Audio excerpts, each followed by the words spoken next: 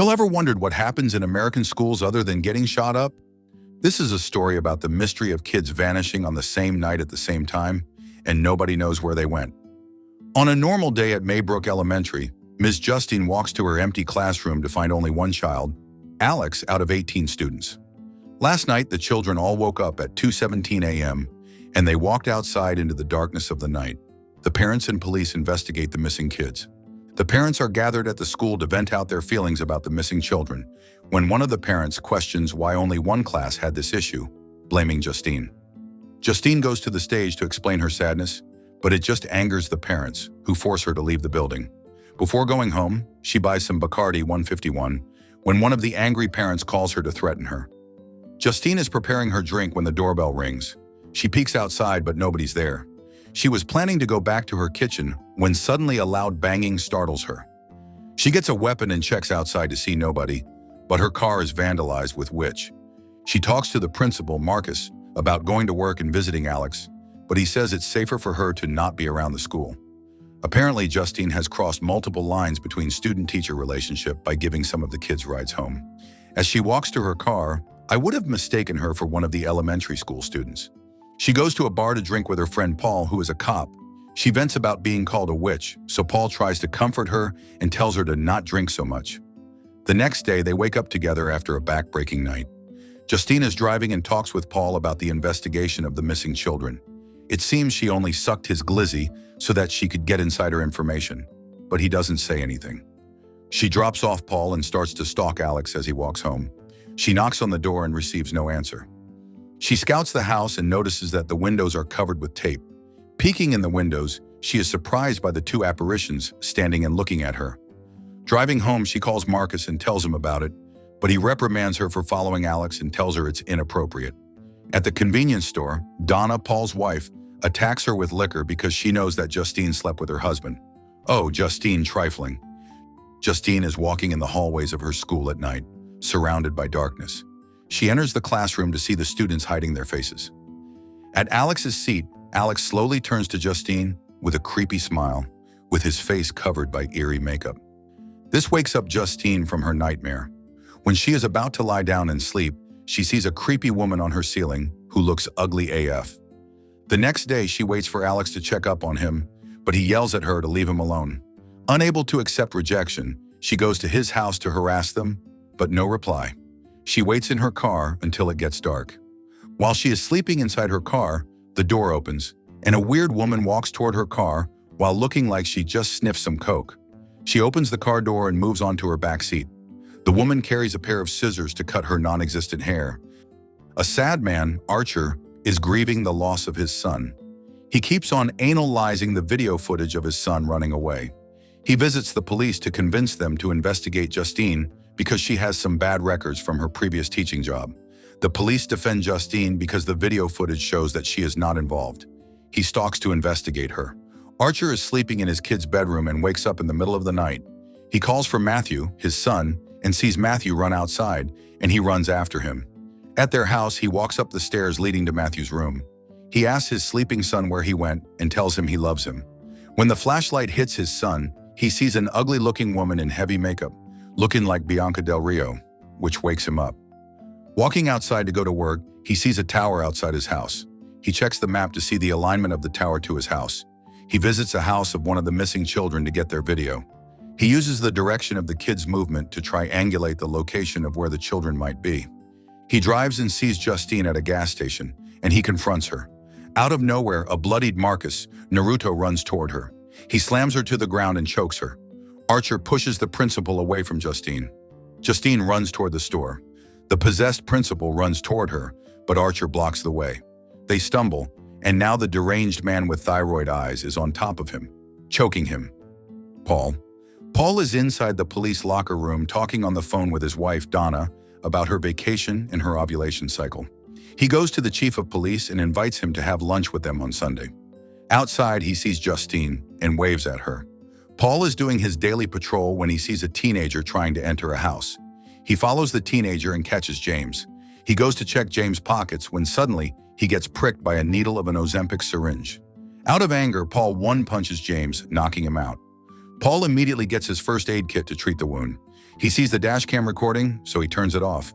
He decides to let James go, so James will not snitch about the police violence. Having a bad day, he decides to drink with Justine in the bar to relax. After their time in the bar, he uses his pent-up anger and unleashes it on Justine in the bedroom. The next day, he sees Donna back home, earlier than what he expected. Donna realizes what happened, and she gets angry. Outside the police headquarters, he sees James again. This makes him angry, and he decides to chase him. James.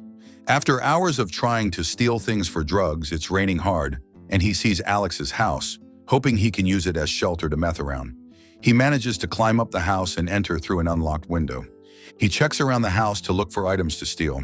When he looks at a TV, he sees the reflection of a woman and a man sitting on the couch behind him.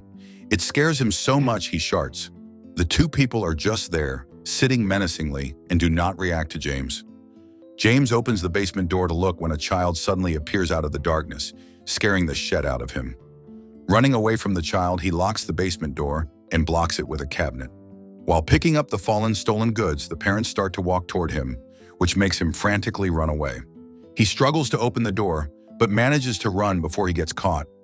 Selling the goods in the pawn shop, he sees the poster of the missing children. He calls the police so he can get the $50,000 reward.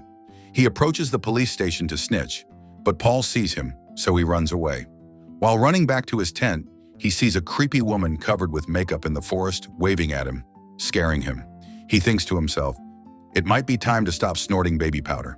He runs to his tent and zips it as if that will stop anyone. He hears the crunching of the branches around him. Slowly, the tent's zipper is being opened. Holding 3 syringes as a weapon, he lunges to stab the person, who happens to be Paul. Paul, thinking he has AIDS, points a shotgun at James. James begs for his life, saying he knows where the missing children are. He brings James to the car, and they pull up to the house. Paul enters the house. Soon it's already dark, and James is pissed.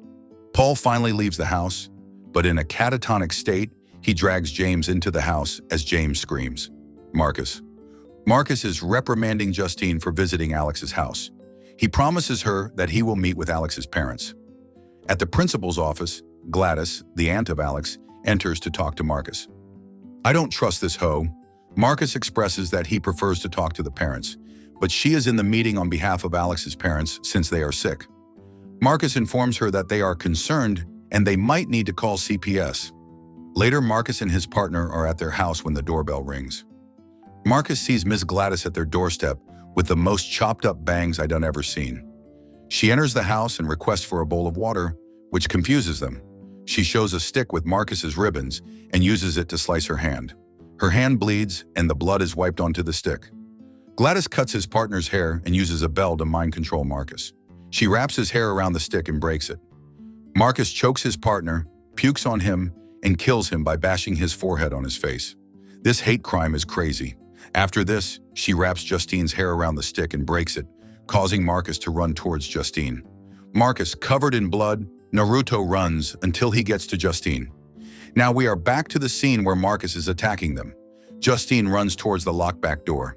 Marcus runs towards her, but Archer attacks him to intervene. Justine runs toward her car while being followed by Marcus. Archer drives to follow them when a car drives over Marcus, killing him. Archer talks to Justine about Marcus doing a Naruto run, which is similar to the missing kids. Archer shows her the map potentially leading to the missing kids, and Justine realizes that the location is near Alex's house. Alex's aunt Gladys goes to his house to stay because they are the closest relatives and she's supposedly really sick. In the morning, he hears his parents arguing about Gladys staying at their house, as his father dislikes her staying. Alex checks up on Gladys's bedroom and sees her staring at him from the bed. He smells her old people stench, so he leaves immediately. At school, Matthew bullies Alex, and Justine tells him to leave. Alex waits for his father at school, but he does not come. He walks home and enters a lifeless house. His parents are acting like robots, and the pale Mayo lady greets him.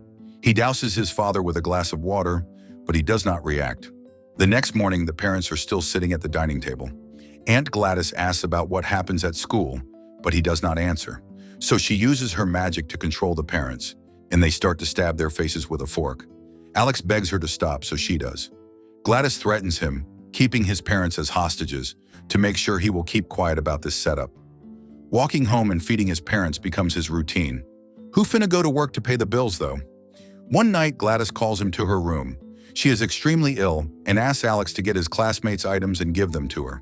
If this makes Gladys feel better, she promises to leave. Alex takes the name cards of his classmates and gives them to Gladys. At 2:14 a.m., he wakes up to see Gladys do a ritual. At 2:17 a.m., she rings the bell and the kids run towards their house. Alex sees his classmates Naruto run toward his house, and he's never felt more popular. Gladys prepares her magic wand because people will visit their house soon.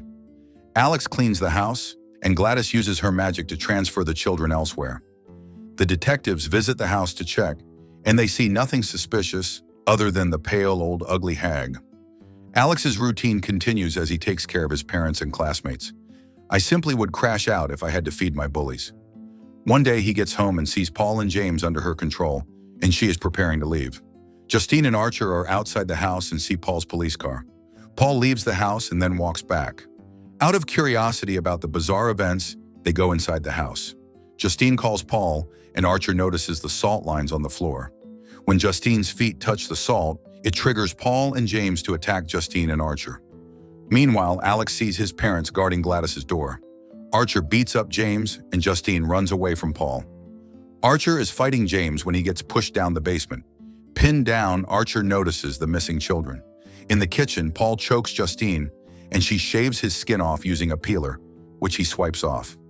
Justine is being choked when she manages to get the gun from Paul and uses it to kill him. Struggling to fight, Justine shoots James, freeing Archer. Alex walks towards his parents when he triggers the salt circle, and his parents run towards him to attack him. He runs to his room and locks it. Alex's parents break down Alex's bedroom door, and he runs off to Gladys's bedroom, but she is not there. Alex gets a wand and goes to the bathroom. Archer goes to the children to look for his kid. While searching, Gladys springs up to get Archer's necklace and uses this to control Archer. In the bathroom, Alex tries to perform the magic by pricking his finger and wrapping the stick with Gladys's hair. Mind-controlled Archer attacks Justine, choking her. Meanwhile, Alex breaks the wand, and Gladys notices the magic. The old hag runs away because the children are now running towards her. The chase leads to Gladys running around the neighborhood, followed by rabid children. The children catch her and tear her apart. This was satisfying to watch the fugly bitch die. Once Gladys is killed, the mind control on Archer stops. Archer follows the path of the rabid children, and Justine checks up on Alex. She sees Alex hugging his parents. Archer sees the children covered in blood around the carcass of Gladys. Alex's parents became disabled and are being taken care of by another aunt, and Archer carries his vegetable son back home. Whew, this was a scary one to watch alone in my apartment, y'all. I may lay off on scary movies for a while. What did you guys think of this one? If you like this video, make sure you subscribe and turn on notifications. We got lots more of foolishness on this channel that'll have you hollering. And if you like to watch more, just click here or here.